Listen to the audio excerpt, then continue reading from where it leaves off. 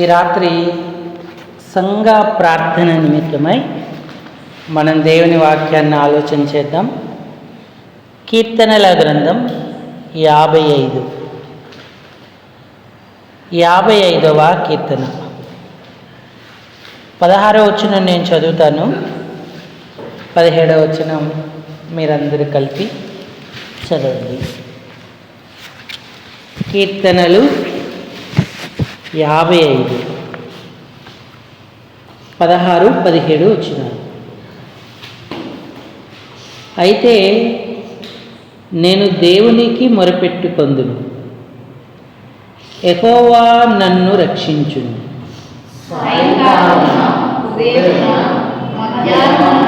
నేను ధ్యానించుచు మొరపెట్టుకొందును, ఆయన నా ప్రార్థన ఆలకించును. 17వ వచనం మళ్ళీ అందరం ఒకసారి బిగ్గరగా చదువుకున్నాము. సాయంకాలమున, ఉదయమున, మధ్యాహ్నమున నేను ధ్యానించుచు మొరపెట్టుకున్నాను, ఆయన నా ప్రార్థన ఆలకించును. చాలండి. చదువుకున్న లేఖన భాగం చేరి రాగలిగిన మన హృదయాలకు ఈ రాత్రి సంఘ ప్రార్థన నిమిత్తమే హెచ్చరికగా, పురికొల్పుగా, ఆశీర్వాదకరంగా, దీవనకరంగా ప్రేమగల దేవుడు చేయునుగా. ఆమేన్. ప్రభు ప్రజలారా, ప్రభునందున్నటువంటి ప్రియమైన వాళ్ళారా, మనం చదువుకున్న కీర్తన మహారాజు అయినటువంటి దావీదు యొక్క కీర్తన. కీర్తనల గ్రంథంలో దావీదు చాలా రకాలైన కీర్తనలు రాశాడు. స్తుతి కీర్తనలు, కృతజ్ఞత ప్రార్థనా కీర్తనలు, అలాగే ధ్యానం, దేవుడు తనలో ఉంచిన విషయాన్ని బట్టి దేవుని గురించి ధ్యానిస్తున్న అనేక కీర్తనలు రాశారు. అందులో 55వ కీర్తన ఎంతో ప్రాముఖ్యమైనది, ప్రార్థనా కీర్తన ఇది. మరి దినమెల్లా చింతాక్రాంతుడై మూలుగుతూ, శత్రువుల శబ్దం, దుష్టుల బలత్కారాన్ని బట్టి దావీదు ధ్యానిస్తూ ప్రార్థిస్తున్నాడు. కీర్తన ఆరంభంలో ఎన్నో విషయాలు మనం చూస్తాం. వారు నా మీద దోషము మోపుతున్నారు, ఆగ్రహం గలవారై హింసిస్తున్నారు, నా గుండె నాలో వేదన పడుచున్నది, మరణ భయం నాలో పుట్టుచున్నది, దిగులు వణుకు నన్ను ముంచివేసాను అన్నాడు. నెమ్మదికి చాలా దూరమయ్యాడు. పెనుగాలి, సుడిగాలి, చెప్పలేనటువంటి మిక్కుటమైన ఆయాస్కరమైన పరిస్థితుల్లోకి వెళ్ళిపోయాడు. నా శత్రువులు అనేకులై ఉన్నారు అన్నాడు. దేవుడే మరి నా ప్రార్థన ఆలకించును అన్న ధైర్యాన్ని దావీదుకి ఇచ్చాడు. ఎలా ఇచ్చాడంటే, నేను ధ్యానించుచూ మొరపెట్టుకొందును అన్నాడు.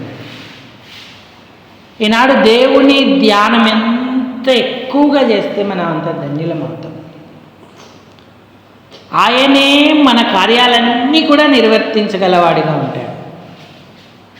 దావీదుకు అరణ్యంలోనూ ఆలయంలోనూ అనేక పరిస్థితుల్లో ఎక్కడున్నా సరే దేవునిని గూర్చి ధ్యానించడం అంటే ఆయనకు ఎంతో ఇష్టం. మన మందిరంలో వెనుక 2వ మధ్య భాగంలో మంచి మాట్లాడబడింది. అది భక్త్ సింగ్ గారికి ఎంతో ఇష్టమైన మాట. ఆ మాట దావీదు నోట ఉంది. దావీదు నోట నుంచి మనం నేర్చుకున్నాం. 27వ కీర్తన 4వ వచనం. కీర్తనల గ్రంథం యెహోవా యొద్ద ఒక్క వరము అడిగి తిని దానిని వెతుకుచున్నాను. యెహోవా ప్రసన్నతను యెహోవా ప్రసన్నతను చూచుటకును చూచుటకును ఆయన ఆలయమును ధ్యానించుటకును ఆయన ఆలయములో ధ్యానించుటకును నా నా జీవితకాలమంతయు జీవితకాలమంతయు నేను యెహోవా మందిరంలో. ఆ మందిరానికి ఎందుకు వస్తున్నారు దావీదు దేవుణ్ణి ఒక్క వరం అడిగాడంట. ఏ వరం అడిగాడు? నన్ను మహారాజుని చేయయ్యా, ఈ సింహాసనం నాకు ఇయ్యని అడిగాడా? ఈ విస్తారమైన ద్రాక్ష తోటలు, ఫలభరితమైన ఈ అంజూరపు తోటలు, యెరూషలేము దేశం నాకు ఇమ్మని అడిగాడా? ఒక్క వరం అడిగి తిని అంటాడు. ఏ వరం కావాలి దావీదు నీకు? ఆయుష్ కావాలా? ఆరోగ్యం కావాలా? ఆస్తులు కావాలా? శత్రువుల ప్రాణం కావాలా? ఇవేవి దావీదు అడగట్లేదు. తరుముతున్న పరిస్థితులు ఉన్నాయి, శత్రువులు అనేకులు ఉన్నారు, ఆయన స్థితిగతులు ఎంతో కష్టతరంగా ఉన్నాయి. కానీ దేవుణ్ణి దావీదు ఒకే ఒక వరం అడిగాడు. ఏమడిగాడంటే, యెహోవా నీ ప్రసన్నత చూచుటకును నీ ఆలయములో ధ్యానించాలి. నేను ధ్యానించుచూ మొరపెట్టుకుంటాను, నా ప్రభువు నా ప్రార్థన ఆలకించును.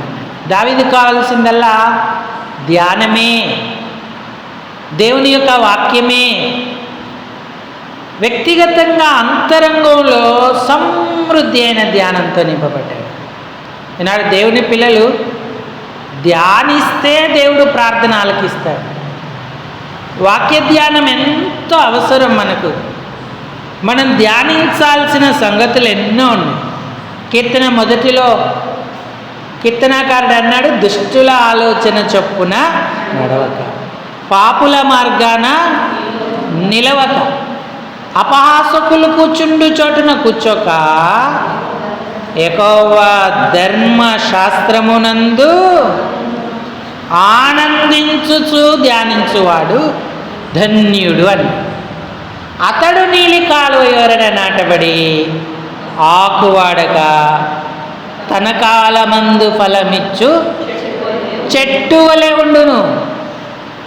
అతడు చేయునదంతయు మంచి విజయవంతమైన జీవితం. అందుకే యెహోషువ అదే నేర్చుకున్నాడు. యెహోషువ గ్రంథం 1వ అధ్యాయం 8వ వచనం చదవండి. దావీదు ధ్యానించాడు, యెహోషువ ధ్యానించాడు, ఇస్సాకు కూడా పొలములో ధ్యానింప బయలు వెళ్ళాను అన్నాడు. ప్రస్తుతం యెహోషువ గ్రంథం 1వ అధ్యాయం 8వ వచనంలో ఏమని రాయబడింది? ఈ ధర్మశాస్త్ర గ్రంథమును నీవు బోధింప తప్పిపోకూడదు, దానిలో వ్రాయబడి ఉన్న వాటన్నిటి ప్రకారం చేయుటకు నీవు జాగ్రత్త పడు.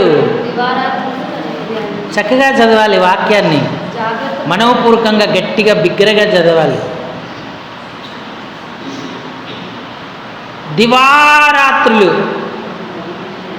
నువ్వు ఈ ధర్మశాస్త్రాన్ని ధ్యానిస్తే నీ మార్గమున చక్కగా ప్రవర్తిస్తావు, వర్ధిల్లుతావు అన్నాడు. అందుకే యెహోషువకు అపజయం అంటూ లేదు. దేవుడు యెహోషువ ప్రతి ప్రార్థన ఆలకించాడు, విజయం కూడా ఇచ్చాడు. యెహోషువ చేసిన ప్రార్థన గ్రంథస్థం చేయబడింది. దేవాని పిల్లలు శత్రువుల మీద పగ తీర్చుకునేంత వరకు, సూర్యుడా నీవు అయ్యాలోయలో నిలువు, చంద్రుడా నీవు గిబియోనులో నిలువు. ఒక నరుడు చేసిన ప్రార్థన వినినటువంటి దినం అంతకు ముందే కానీ ఆ తర్వాతే కానీ లేదు అన్నాడు. ఎంత గొప్ప ధ్యానం అతని హృదయంలో ఉంటే దేవుడు ఆ ప్రార్థన ఆలకిస్తాడు. అంటే ప్రియులారా, ఈనాడు మనం దేని గురించి ధ్యానం చేస్తూ ఉన్నాం? దేవుని గురించి ధ్యానిస్తున్నామా? ఆయన వాక్యాన్ని ధ్యానిస్తున్నామా?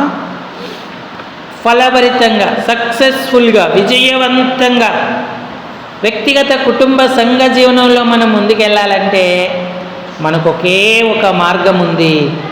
దేవుని యొక్క వాక్యాన్ని ధ్యానం చేయడం, ధ్యానము కలిగి ఉండడం. ఆయన ఆలయంలో ఒక్క వరం అడిగి తిని అన్నాడు. ఆలయానికి వచ్చినటువంటి వారు ఏం ధ్యానించాలి చూడండి. 48వ కీర్తన 48. ఇక్కడ భక్తులు అంటున్నారు. 9వ వచనం చదవండి. దేవా, మేము నీ ఆలయమందు నీ కృపను దేన్ని ధ్యానించారంట? కృపను ధ్యానించి తీరి అన్నాడు. కృప అంటే ఏంటి? అనర్హులను అందలమెక్కించేటువంటి దయ, అర్హత లేని వారికి ఇచ్చే బహుమానాలు. నీ కృపను ధ్యానించి తీమి అంటూ ఉన్నాడు. ఈనాడు మనమేమై ఉన్నామో అది దేవుని కృప వలనే. కృపచేతనే మనకు రక్షణ, కృపచేతనే ఇహపర దీవెనలను దేవుడు మనపై గుమ్మరించాడు. కృపచేత ఆయన మనకు ఆనందం, ఆరోగ్యం, ఆశీర్వాదాన్ని ఇచ్చాడు. అందుకే ఆలయాల్లో ఆయన కృపను ధ్యానించేటువంటి వారంగా ఉండాలి. ముళ్ళు లాంటి పొడిచే సమస్యలు ఉన్నప్పటికీ, ముమ్మారు ప్రార్థించినప్పటికీ కూడా పౌలుతో దేవుడు ఏమన్నాడంటే, నా కృప నీకు చాలు. ఈ సాతాను దూత నన్ను దినదినము పొడుస్తున్నాడు, నా శరీరం క్షీణిస్తుంది, నాకు నెమ్మది లేదు, నేను బలహీనుడనవుతున్నాను అన్నప్పటికీ కూడా దేవుడు అంటున్నాడు, నా కృప నీకు చాలు. మనం ఎప్పుడు బలహీనులమో అప్పుడే బలవంతులమో. అందుకే నిరంతరం కృపా ధ్యానాన్ని కలిగి ఉండాలి.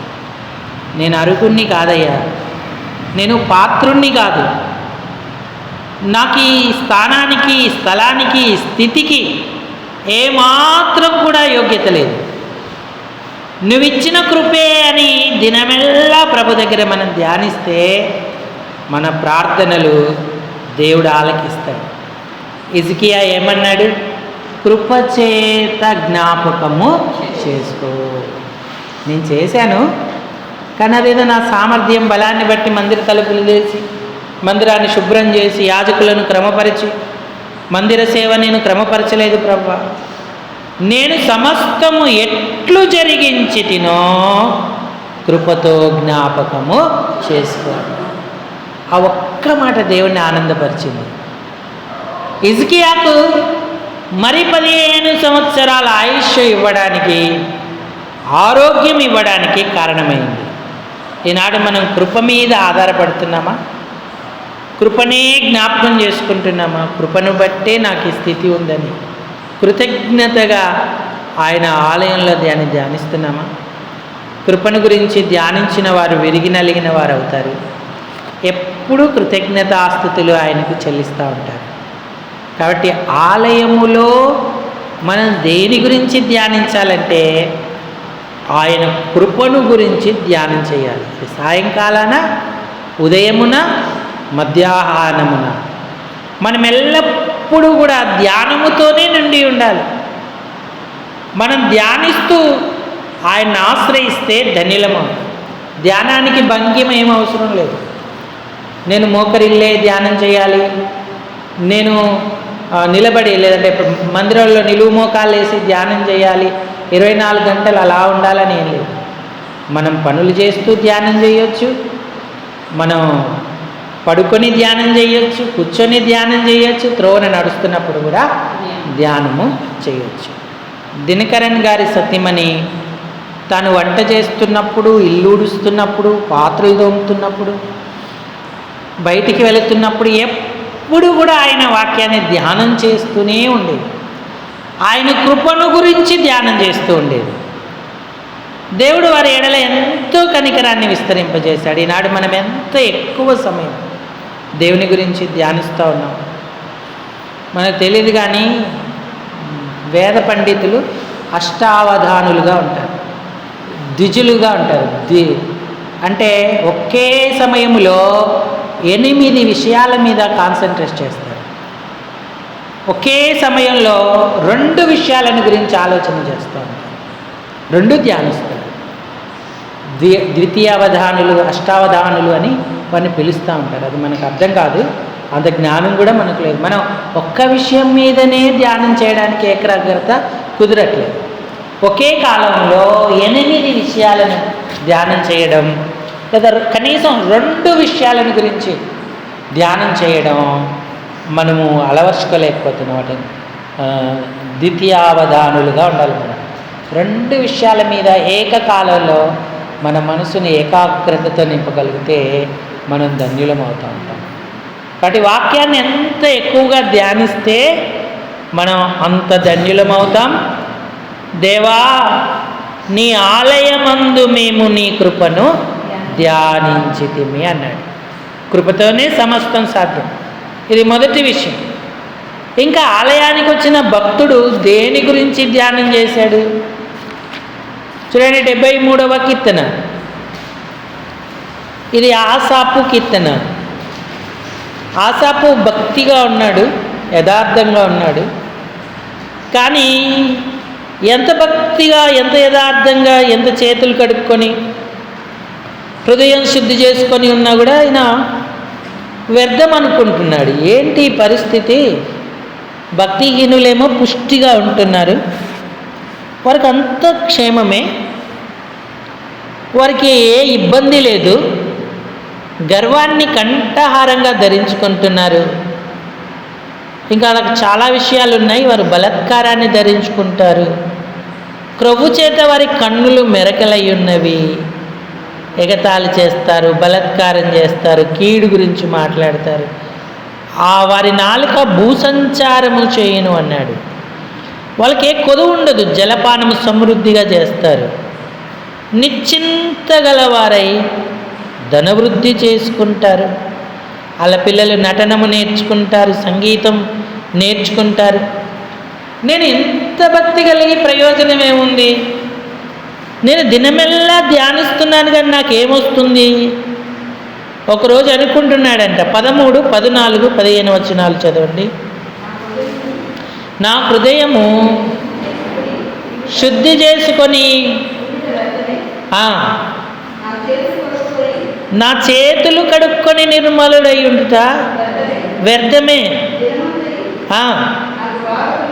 నేను ఇంత భక్తితో శ్రద్ధతో దేవుణ్ణి సేవిస్తుంటే దినమంతా నాకు బాధ కలుగుతూ ఉంది. ప్రతి ఉదయమున నాకు శిక్ష వస్తూ ఉంది. ఏం చేయాలి నేను? ఈ విషయాలన్నీ ఆయనకి ఎంతో ఆయాసంగా అనిపించాయి.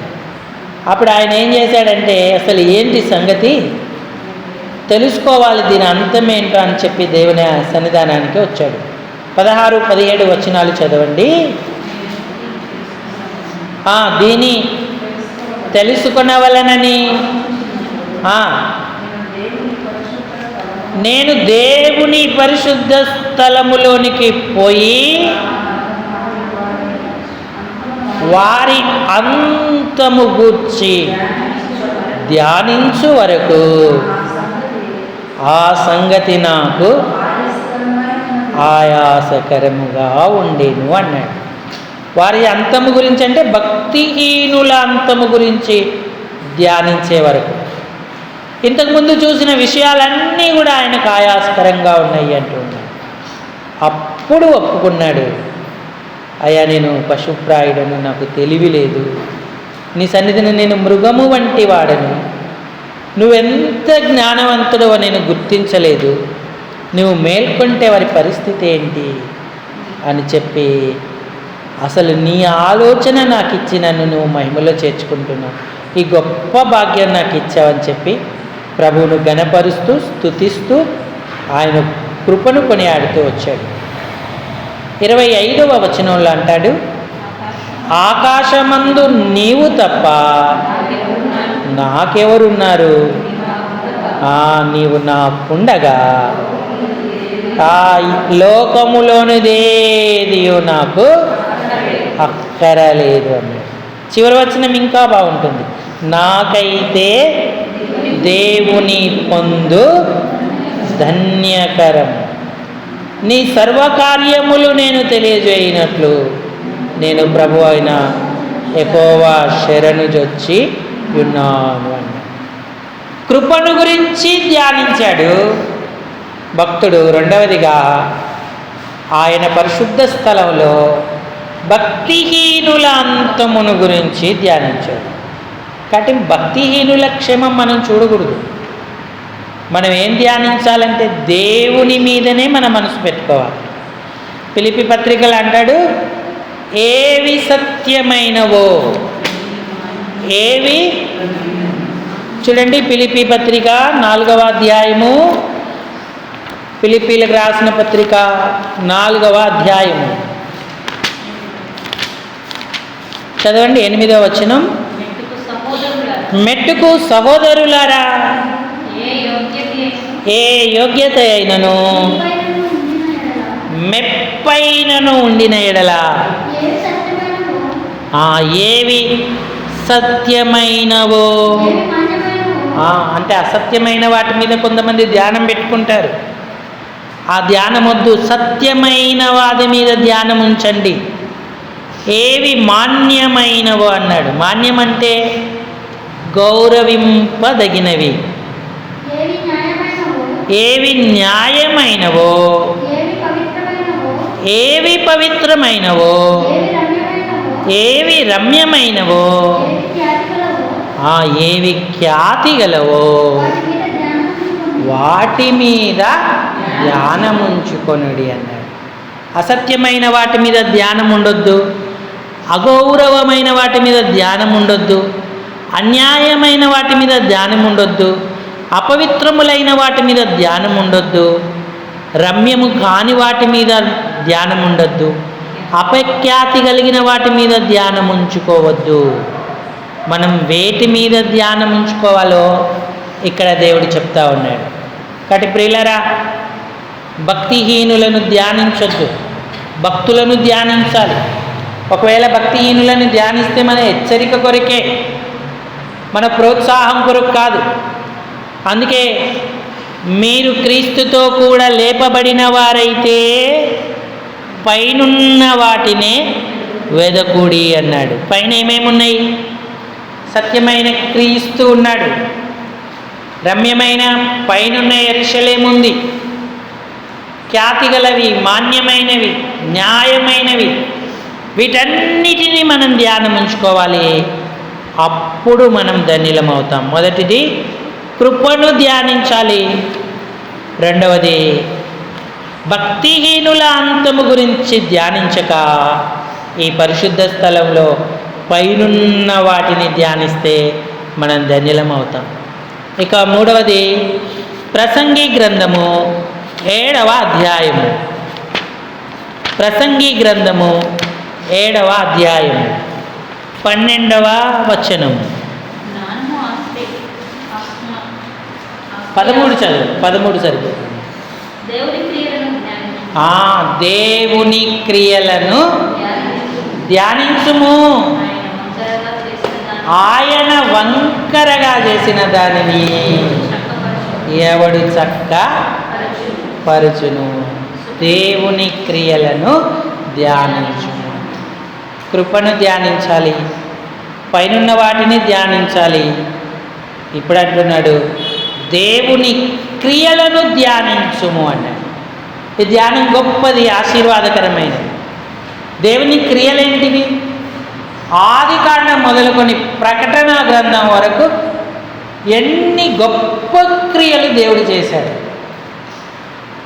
అబ్రాహామును ఏర్పరచుకున్నాడు, ఇశ్రాయేలుగా యాకోబును ఆశీర్వదించాడు, ఐగుప్తులో ఉన్న ఇశ్రాయేలీల కొరకు 10 అద్భుతాలు చేశాడు, ఎర్ర సముద్రమును 2 పాయలు చేశాడు, వాగ్దత్త దేశానికి తీసుకొచ్చాడు, అరణ్యంలో 40 సంవత్సరాలు పోషించాడు.